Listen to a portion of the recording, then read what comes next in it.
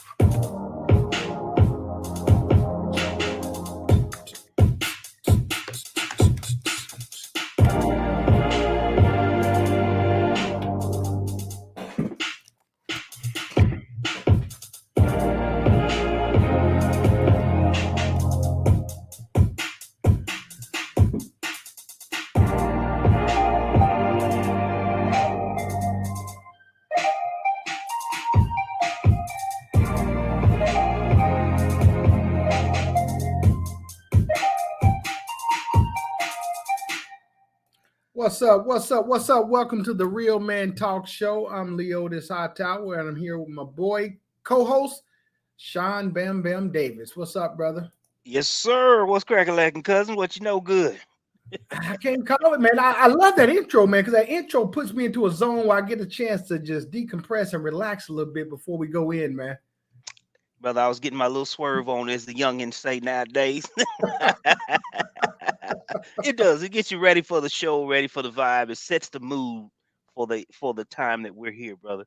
And I hope anybody else out there listening kind of gets that idea. When they hear that, they know they're getting ready to get something that's going to feed them in more than Exactly. one way. And that's what the Real Man Talk Show is about. We're all about informing, inspiring, and educating men and women with just a direct approach with information, man. So that's what we're here for. As well as we want to be to connect with you all, man, and help people that's trying to find their purpose or trying to find their goal.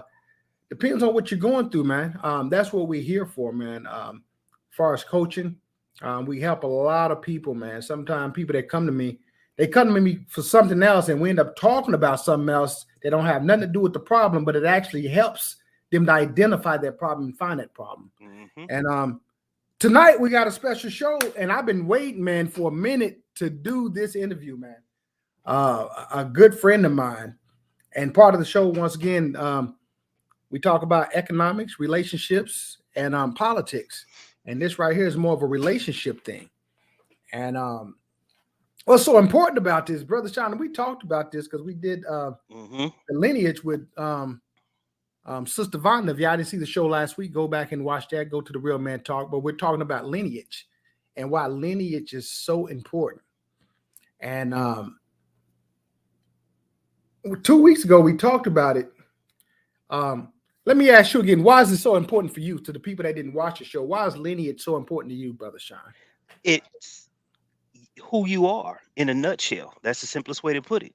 You understand who you are, where you come from, some of your characteristics, your habits, some of the things that make you who you are that you never know where they come from. That's who you are.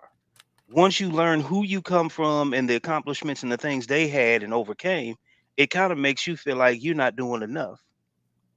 Yeah. So that's what lineage is to me. Just the purpose of being able to say to my child, your great great grandfather was this person. So pull your pants up, put your boots on, and get your ass up and do what you need to do and quit whining about it. That's what lineage is to me. Yeah. Yeah. And I would even go a step further, and I agree with you wholeheartedly, brother, is what's so important, and the goal for the Lineage show that we're doing, to those that's been watching, is to reconnect with family, man, to understand the creativities, the personalities, the gifts, some of the health issues, to understand where we come from. And once we understand that, we can understand what we possibly possess when it comes to assets. Mm. And when you start digging deeper and deeper, you start finding out more and more, which gives you your identity. At the same time, man, a lot of things we possess that we can't even claim because we have no idea that we possess it. That goes for mineral rights, land, homes. There's quite a few things as Black people we are entitled to, but we don't know. Why so many of our older generation chose not to tell the full story of our ancestry, I don't know. That's just something that is a hurdle to overcome. But find out who you are and where you come from so you have a full understanding. Because once you understand your past, you can fully understand yourself and you can plot the proper course for your future.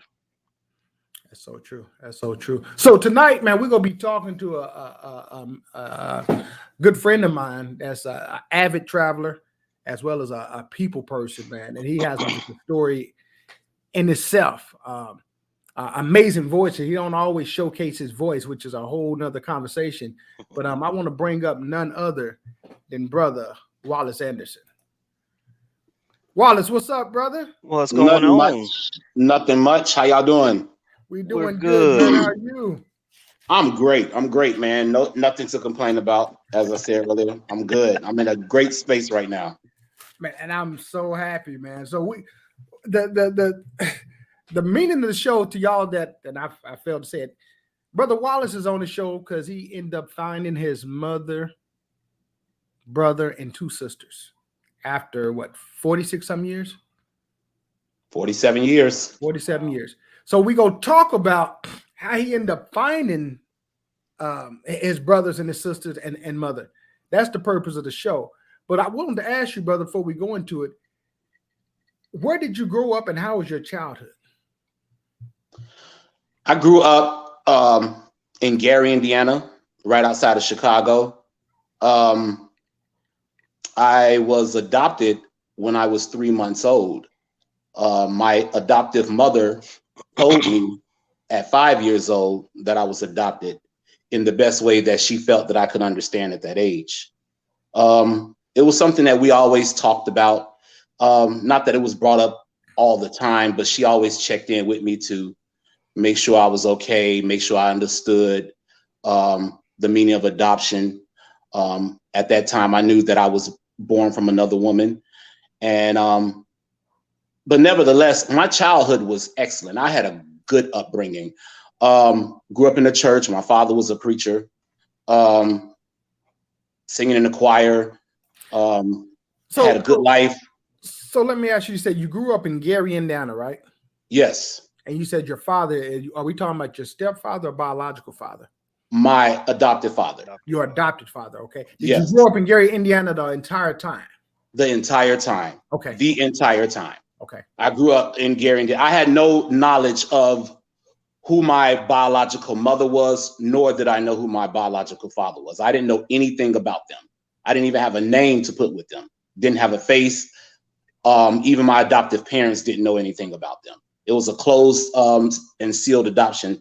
Back in the 70s, that's what they were doing with adoptions. Once you adopt it, the birth certificate is sealed and a new birth certificate is presented with your with your adoptive parents' name on there, as well as the name that they gave you. So at what age did you know that you was adopted? 5 years old. 5 years old, okay.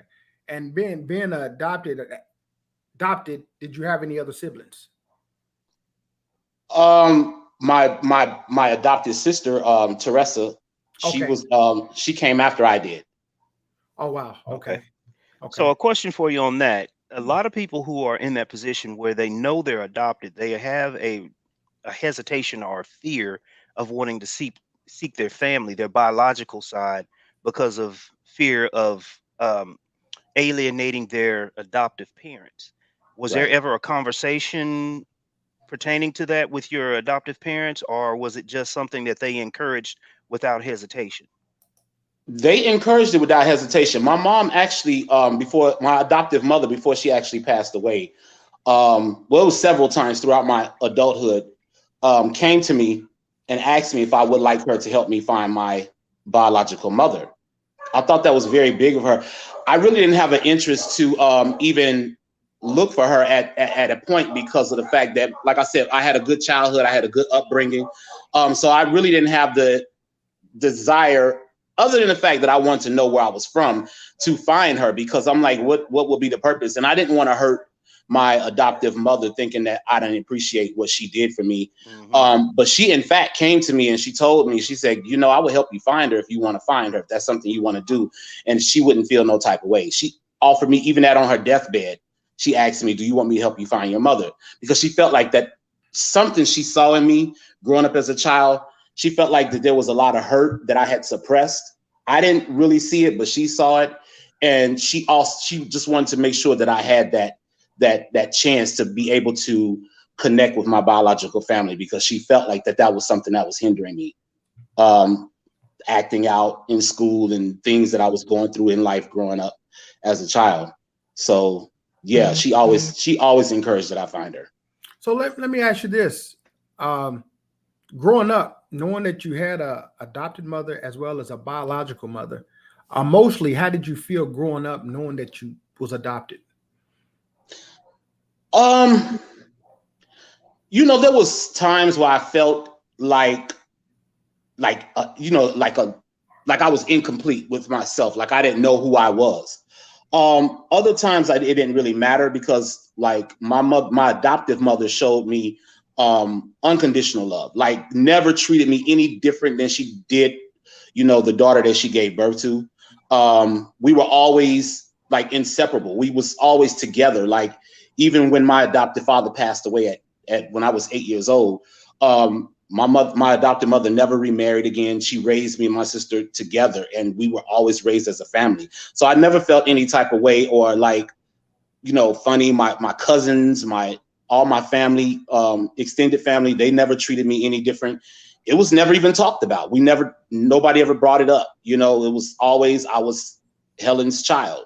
You know, I was Julius's child. It was never brought up. So I didn't feel any type of way, even though I did want to know where I came from and who my people was, and, you know, biologically, but it never bothered me, so to speak. Well, I will say this. I commend your mother, because for her to go, as you said, be the bigger person and show how much she cared and loved you, to go through that preparation of saying, let's find your mother if you want, your biological mother. That was huge. And then the other thing I want to commend her on is the fact that she loved you enough and knew you well enough as her child that she knew something was missing in you that you didn't even know yourself. That's That's what a true. mother does. And that's how a mother loves her child. So kudos to her. Hats off to that. She's just a wonderful woman in my book already, hands down. She was So, very, and very, very sweet lady, very sweet lady. I'm so honored to be her adopted son. So honored and that's for good, her to good. even raise me. You know what? And one of the things I was curious to say too, with the adoption itself, can you kind of give an idea to those who are in a similar situation? What you said kind of caught my attention. You always felt incomplete, but you were content at the same time with the family and your life that you had with your family. How did you kind of come to terms with the idea that you do want to proceed with finding out the biological half? Although you're content and you're happy, you still knew that little part was missing. We're at a point in life, or what was a decision, or what prompted you to say, okay, it's time? Well, like I said, throughout my childhood, even teenagers and young adult, there was always things that I wanted to know. Like you were talking earlier in the show, characteristics, traits, things that you possess that you want to know, where did it come from? My singing voice, the way that I do things, the way that I act. You know, I always wanted to know on that aspect. I wanted to know what she looked like. I wanted to know her story, because she was very young when she had me. She was 13 years old when she gave birth to me. So things happened beyond her control that she could not, you know, she didn't have any control over. So I was always taught like never to have anger towards her. I couldn't have had anger towards her because like she was a child.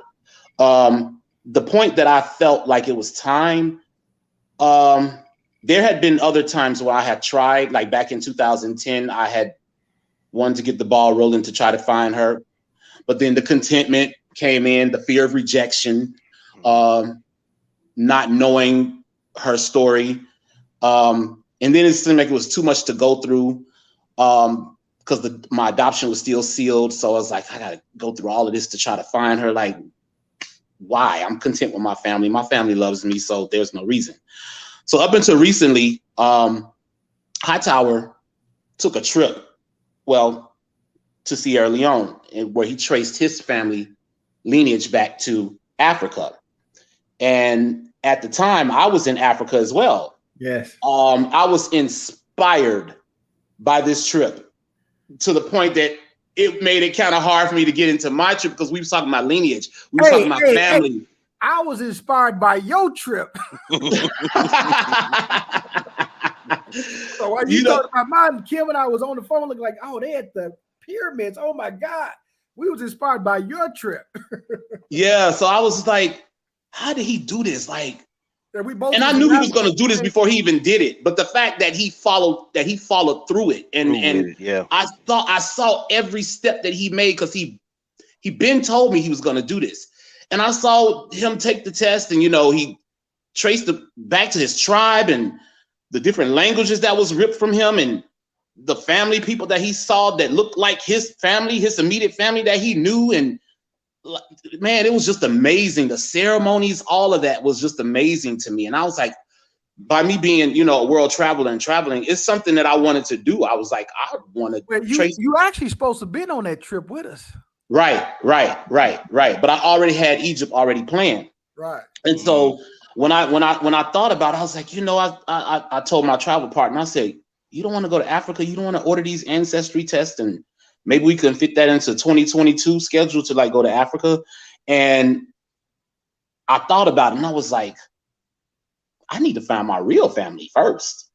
Like, I got to find I need to find out who my mother is, who my father is, before I go way over to Africa trying to figure out, shit in Africa. But, it started with there. And then it's like, with everything that's going on in the world now, I'm 47, and, I'm getting older. I'm not getting any younger. And I'm like, all these years, I've always wondered, it's like, it's time now.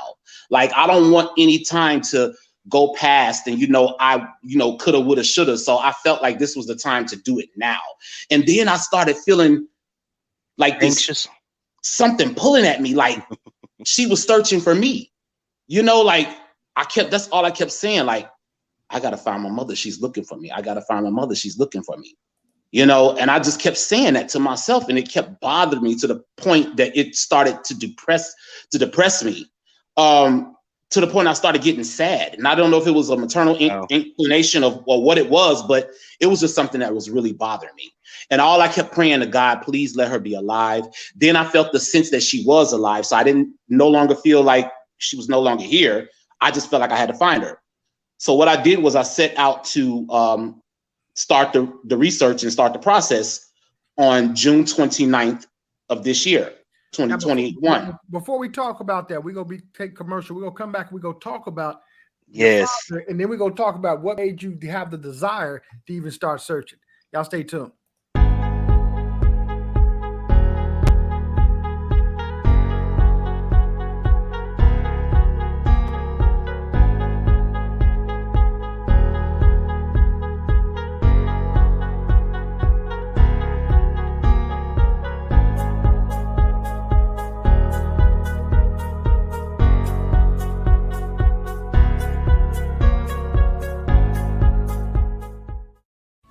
Welcome to Houston's Notary, the fastest and most efficient mobile notary service. Houston's Notary pride itself on following up with their customers and making them feel at ease. Houston's Notary has the finest notaries that provides many services such as loan closings, fingerprints, cash outs, affidavits, wills, trust, power of attorneys, employment verification, documents for immigration, and legal documents. Wow!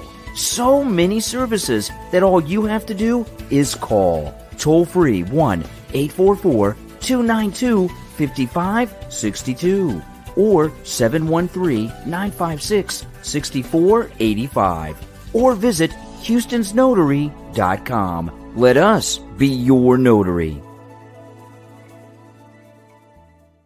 Many people are tired of typical pharmaceutical drugs that have major side effects and causes addictions. The federal government has legalized CBD in all 50 states. CBD binds to the CB pain receptors in your body. The Houston Health and Wellness Company offers many products that could help you immensely. The consumer favorite gummies are delicious edibles that you can take and attain immediate relief. The tincture is a CBD product in liquid form that you place under your tongue that also comes in a variety of flavors. For those aching joints and muscles, Houston CBD has a full-spectrum salve with various all-natural ingredients that will help provide relief. They even have CBD for dogs. Yes, CBD for dogs. Botana oil from Dr. Sebi's Usha Village. It's an all-natural oil from the Botana plant that has been known to help hair grow at a rapid rate. It can be used as a moisturizer for your skin. Best of all, it's all natural. They also have elderberry syrup for your immune system. Go to www.houstonscbd.com. That's Houston with an S, CBD.com.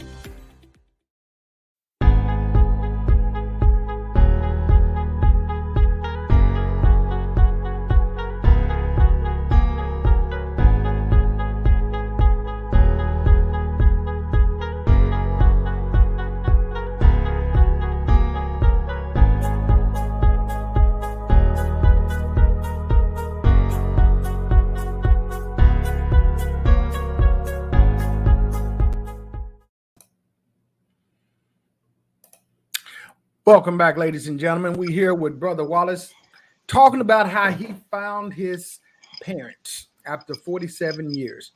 We're going to now bring Wallace back on talking about how he felt growing up in regards to his dad. We talked about his mom, but we want to ask him how was it about his dad that he felt about knowing that he had a real dad compared to his adopted dad that passed, as well as what gave him the desire to even start searching for his relatives.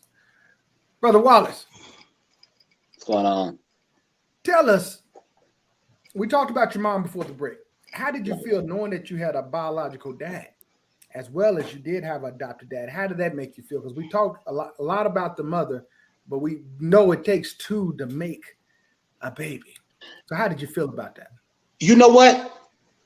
By my father passing away when I was 8 years old, I didn't really give that part a lot of thought until later on in life. And it was only because my mother had my adopted mother had been around so long. Like she became a widow at 40 years old. My adopted father passed away at 45.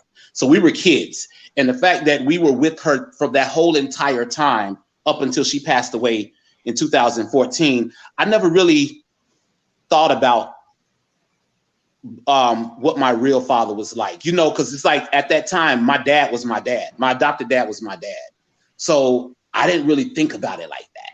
You know what I'm saying? Like wondering who my real father was. It was just the mother, because I guess it was just the maternal instinct of knowing like where did I come from, who gave birth to me. But I didn't really think about it as the dad part because he was a good father to me, as well as my mother was a good mother.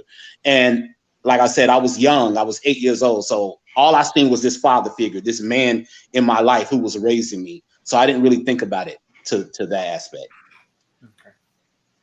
So as a young man that lost his father at an early age, and I'm sure you had other mentors in the family that stepped up and kind of helped Uncles, with yeah. Do you see the connection? I don't want to say maybe not connections. Do you see how what they've instilled in you has made you the man you are? But at that same time, did you have that inkling in the back of your head once you started the journey looking for your biological parents? Would you have any traits of your father? I wondered. You wondered that because a lot of us don't know. I wondered that, and I'm also appreciative of the traits that my uncles, there were friends of my father who were still in touch with my mother that was around. People at church, because we went to church a lot. So there was always deacons. There was the deacons. There was the preachers. Like people were always involved in my life that instilled in me of who I am today. Especially my uncles. My uncles always was in my life, coming by all the time, teaching me how to work, how to fend for myself, and the same as with my mom. But up until recently, I wonder what it would be like having a dad all over again, or if my dad was in my life. Now, later on, being a teenager and growing up, I wonder what would I be like if my dad was still here, or if I still had that father in my life, what would my life have still been? You know, my mother always teases me talking about something like, God knew what he was doing. He was taking your father away because you and him would not have made it together. And because of how I was as a child, you know, I was off the chain. I mean, I wasn't bad, but, you know, doing mischievous little things, and I had a very smart mouth. So it was just like, she knew my dad and she knew me, and she was like, that would have been a mess. So, but like I said, when I got older, I always wondered, like, man, if my dad was still here, I wonder would I have went to college. I wonder would I have made the right decisions in certain things in my life, you know, things of that aspect. So, yeah. So after 45 years, what gave you the desire to start searching for family? It was time. I needed to have that closure, you know, because there's a lot of things that I wanted to do in life and still do, but because of the fact that I didn't really feel like I had that, your circle was not complete. It was not complete, and it kind of blocked me in certain areas that I didn't know that was the reason why at the time. Because since finding them, a lot of dreams, a lot of things that I want to do have came back alive in me, and it's like now I have like a big enough why to have a purpose. You know, I have a reason, and it's just awakening a lot inside of me that I now am able to look in the mirror and say, I know who I am now. I know where my bloodline, I know who my grandfather is. I know who my grandmother is. You know, it's like all the stories that was told to me, you know, recently since I found my family. So there's nothing, you know, there's times that I used to look in the mirror and just like, I don't know who I am. I don't know where I come from. And, you know, then, you know, my sister with her recent health scare, you know, now that both our parents are gone, you know, I was like, what if I lose you? You know, then I'm going to be by myself. You know, I don't have nobody. This is always just us. And like I said, with everything going on in the world, that's what gave me the desire to find my family. Now's the time. My mother biologically was still still young enough to be alive. You know, like I said, she was 13, so she's 61 now. Man, that's crazy. She's 13 years older than me. Yeah, so she's man, it's just been a wonderful journey. Let me ask you this, because we gonna get to that. We're gonna get to that. I want to ask you one more question. So how was your feelings when you got that DNA kit and you started doing the swab and you put it in the mail? That you told me to do. That you told me to do.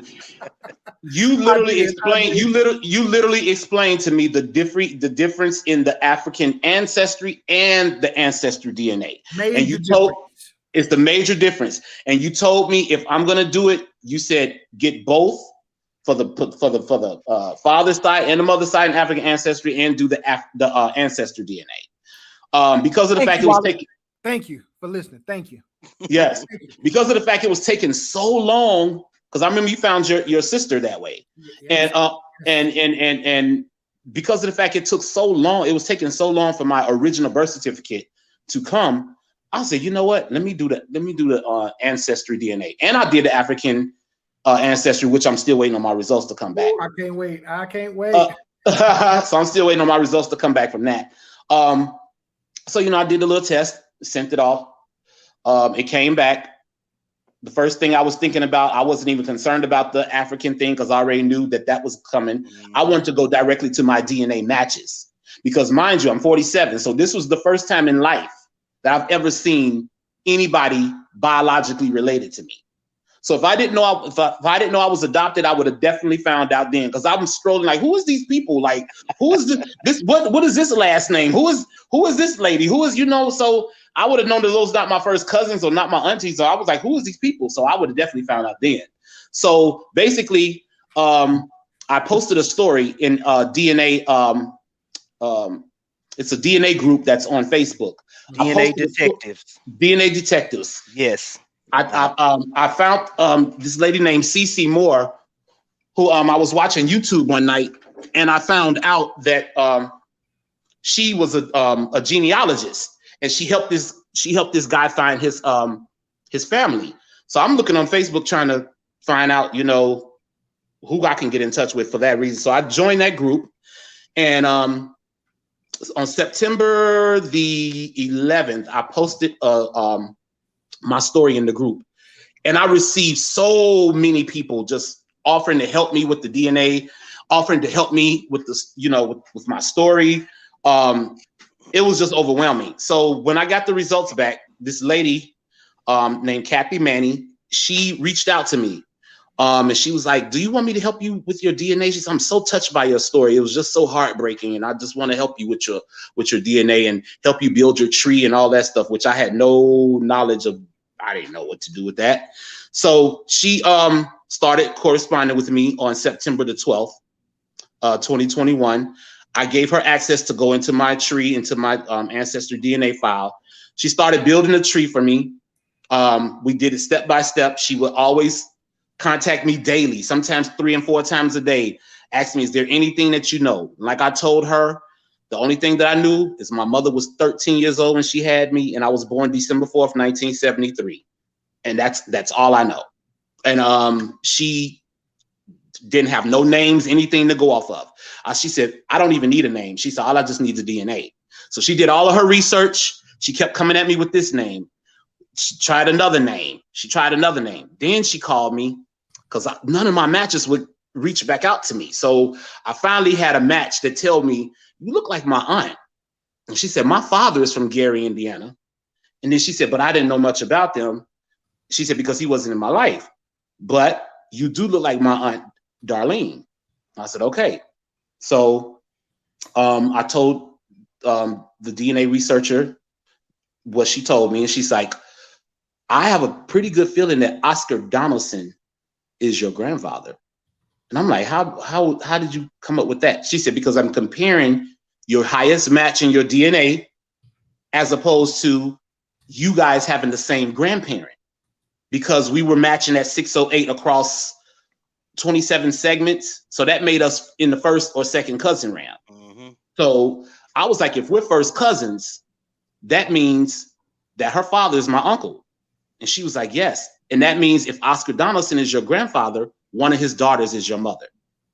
So it took a few weeks to figure that out. Fast forward to, mind you, this all started September 12th. So fast forward to October 4th. 3 weeks, she called me. She said, I'm 99% sure that Oscar Donaldson is your grandfather. She said, these are a list of his daughters. If we can get one of them on the phone, we can find out. But it was coming up as Armstrong, which one of my aunts was married to an Armstrong. She was never a Donaldson. So that's where the confusion was coming in at. So I got on the phone with her on People's Finder, search, looking everywhere on the internet, trying to find a number. Got in touch with her, explained to her my story. She said, you are looking for my sister, Darlene. Wow. She said she is looking for you. She said she found one of her other son found her last year. And she always told me, I got to find my oldest son and then my life will be complete. So I was like, wow. So I was like, can you give her my number? Can you give her my number? She said, I will give her your number and I will have her to give you a call because she lives in Vegas. So I was like, okay. So later on that night, I'm driving. I get the call and I'm like, it was a girl on the phone. She said, "May I speak to Wallace Anderson?" I was like, yes, this is him speaking. She was like, hi, this is Alicia. This is Darlene's daughter. You tried to reach my mom earlier? And I was like, yes, I did. She's like, were you saying something to my auntie about she might be your mother? And I said, yes. She said, okay. She started getting nervous. I'm like, you getting me nervous? She said, yes. She said, I just need to know, when were you born and where were you born? I said, I was born in Gary, Indiana, Methodist Hospital. My birthday is December 4th, 1973. Soon as I said that, all I heard was, oh my God, Mom, this is him, this is him, this is him. She said, this is my brother on the phone. She was crying. I done started crying. We all on the phone, just going. And then she got on the phone. She said, what? Because she didn't know what was going on. So she's like, what? She said, this is my brother. She said, when was he born? She said, December 4th, 1973. And all of a sudden, I heard her, hallelujah. She just going. I said, that's my mother. That's my mother right there. Because she's praising God. And I know I was told I came from a religious background because they did tell my adopted mother that. But we just went on, and she got on the phone with me, and she was like, I've been looking for you, son. She said, I have been looking for you. She said, the first thing I want to do, I want to apologize because I did not know. I was 13 years old when I gave birth to you, and all this. I said, I want to let you know that I'm not mad at you. Hold on before you go any further, man. Is there any way we can bring you back up next week to finish talking about how you and your mother met? Right. Yeah, absolutely. Okay, we're going to bring you back, man. Thank you so much. We will be bringing you back. Oh, my God. So, ladies and gentlemen. Stay tuned, people. Stay tuned. So, ladies and gentlemen, as you see, man, that's part of the show, what we do, man. We love helping people and getting people, man, on track. This has been one of my most telltale stories of all, man, just hearing Brother Wallace talk about him uniting with his family because they've never met him. Yeah. Ain't that a trip, brother?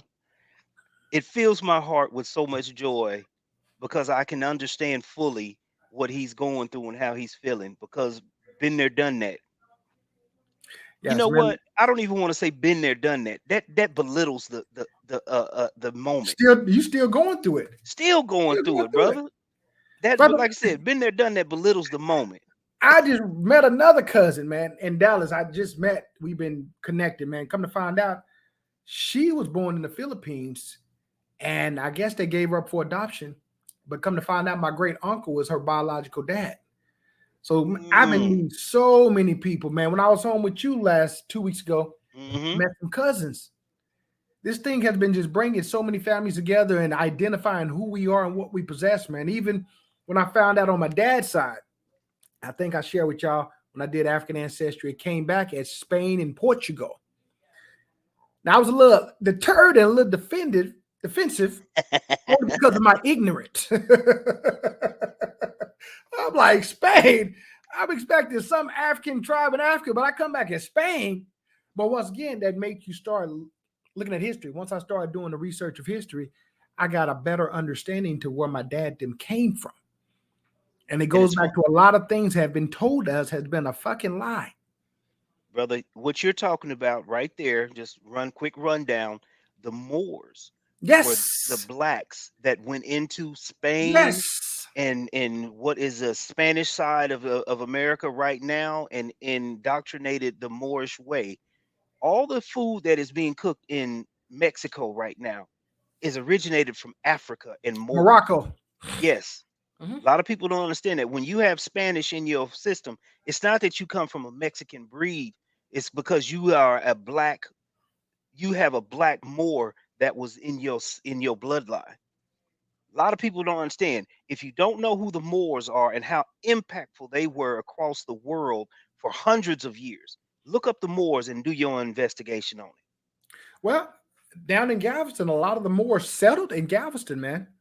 You told me that, and I was surprised about that, brother. I was so surprised. Yes, and unbeknown to me, once again, my ignorance, my mom named me, as far as my middle name, Ray Mar. And when you break that down, it goes back to the Moors, and the Ray is something else, but I don't know a lot about that, but it goes back to the Moorish culture. And then when you look at Spain and Portugal, with Spain, and you look at Morocco, it's almost like Florida to Puerto Rico. Right there. Yeah. You literally can stand on the banks of one and look at the other. Yes. See, and a lot of people think when you talk about Morocco, they don't understand Morocco is Africa. Yes. Hey, due to my ignorance, I didn't know that either. I thought it was down in South America. I'm like, no, brother, you can stand on the banks of Morocco and look at Spain. Eye shot without binoculars. Wow. Go on a map. Just go on a map and see for yourself. Wow. So yeah, ladies and gentlemen, man, thank you for tuning in. And once again, this is what the Real Man Talk Show about. And once again, please, if you're looking for any type of coaching, any type of guidance, go to the Real Men Coaching and book a session with Sean and I, or go to the Real Men Talk. We all about helping people getting on their right compass, whether it's business, economics, relationships, as well as you get to connect with me in the various networks and people that I'm connected with, man. What you don't know, man. So that's what we're all about: educating, inspiring, and informing the community, man, and just lifting people up, man, and lifting yourself up. So stay tuned. Come back next week. We'll be talking to Brother Wallace once again to talk about how he found his mother and sisters. Sean, take us out, brother. Just be grateful for those that are around you that are true to you, and always know that your greatest blessing is your presence in someone's life when you least expect it. They will show you just how important you are. Always know that you are important, and you always need to cherish yourself. Watch out, boy. That boy good. That boy's Watch out now. Watch out now. Watch out now. Don't get me all swole up now. all right. See y'all. Y'all have a good one. Y'all, come on back to us now.